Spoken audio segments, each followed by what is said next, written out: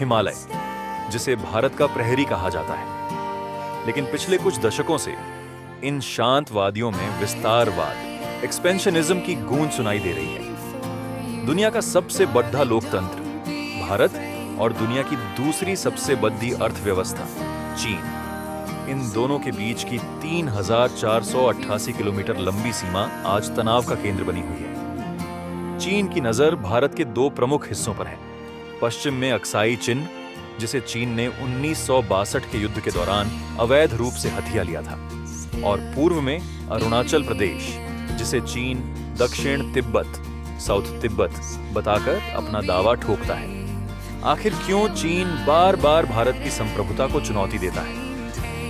चीन की इस नीति को विशेषज्ञ सलामी स्लाइसिंग कहते हैं, यानी धीरे धीरे टुकड़ों में दूसरों की जमीन पर कब्जा करना। कभी बंकर बनाना, कभी सटी डिशेको का जाल बिछाना, तो कभी सीमा के पास पूरे के पूरे गांव बसा देना। 2017 का डोकलाम विवाद हो या 2020 की गलवान घाटी की हिंसक झड़प, चीन की मंशा साफ है, दबाव बनाना और सीमा को अपनी तरफ खिसकाना। लेकिन यह 1962 का भारत नहीं है। आज भारत ने भी अपनी रणनीति बदली है।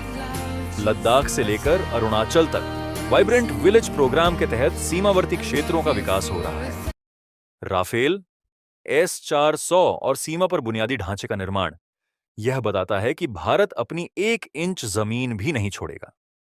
चीन की नजर केवल जमीन पर नहीं, बल्कि एशिया में अपनी बादशाहत कायम करने पर है।